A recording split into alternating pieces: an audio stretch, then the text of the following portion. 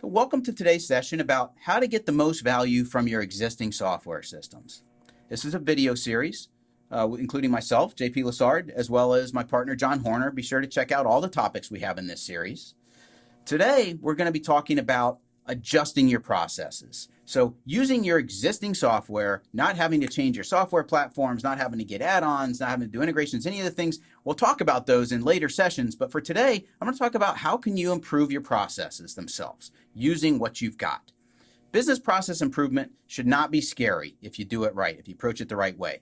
And how to approach it right is number one, understand. So check out John's video on about understanding your processes first and understanding where you are. Now you're ready to adjust. Let's talk about how can you adjust to get the most bang for your buck, the most value out of doing this. Number one, talk about streamlining. Streamlining is taking what you do now and just honing it, right? I want to make it better than it is today. I'm not going to rearrange the whole thing. So let's just streamline. What do I do 80% of the time? I use the 80-20 rule. So 80% of the things that you do, or 90% or 70%, the percent changes by business or business unit, but there's something that you do most of. Like this is most of the time. I'm not going to worry about the outliers or the edge cases or those kinds of things just yet, because the biggest bang for my buck are for the things that I do often, things that there's quantity behind. Any incremental improvement I can make on something that I do a lot of is going to have big value. So that's why I want to look at that. I want to look at the time, the productivity, the real dollars that I get for this process improvement, and then multiply it out by how often I do it, how many times per day, per week, per month, per year. That's the real value you get out of improving this process. And then you compare that against what's the potential cost.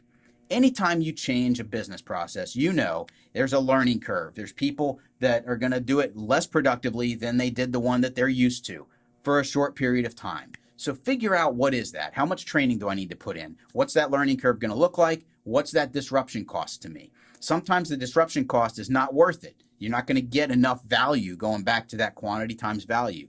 So just compare those two and compare it over a period of time. Don't just think about the first month that you implement this process. Think about it over the course of a year. So the first month might be less productive. The next 11 months might be more productive, and it should outweigh the cost, essentially.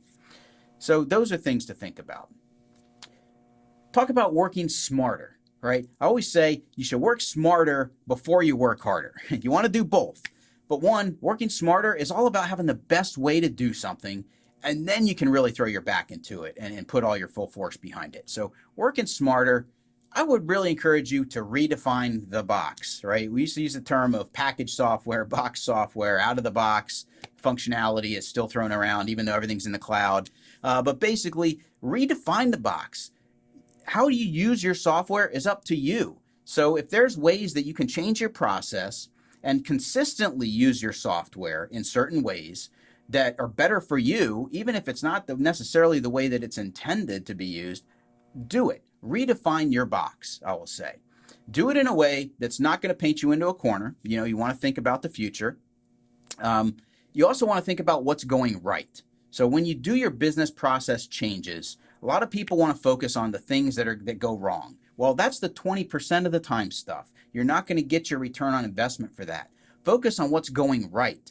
Focus on your highest producers. Focus on the projects or the situations that go the best for you, and see what people are doing in those cases. What's the process? What are they doing different? And then you take that and build that into your process that you then follow in your software. Find people that are using certain tricks. Watch them use the software. How do they use it? Oh my goodness, they're doing this one thing that nobody else does. Now you apply that across the board. That's your new business process that everybody is following, this new, more efficient way to do it. So look at what's going right. They're the ones that are helping you, and just make that a standard.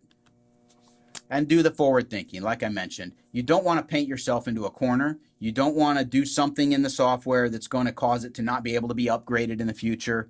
And you want to be consistent. I mean, that's super important. So forward thinking, when I say redefine the box, don't have everybody do it in a different way. You definitely want to have everybody be consistently using your software, and do it in a way that you can upgrade the software in the future, that it's expandable, and that as you grow, that it's a sustainable process as well.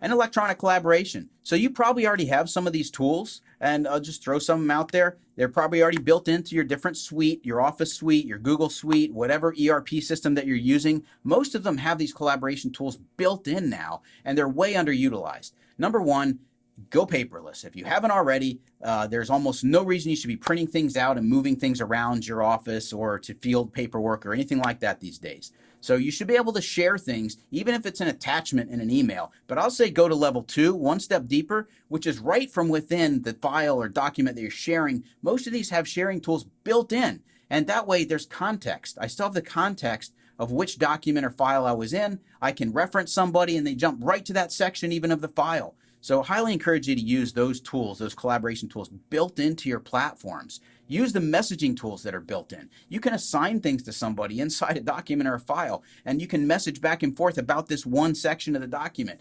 Way better to keep things in context. And again, most platforms have this built in, so check out what you have, and I bet you've got something there that you're underutilizing, and make that part of your process to collaborate in context around your file system moving forward. So those are just some short tips. Hopefully they're helpful to you.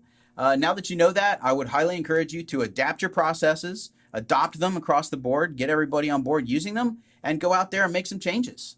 And until next time, thank you very much.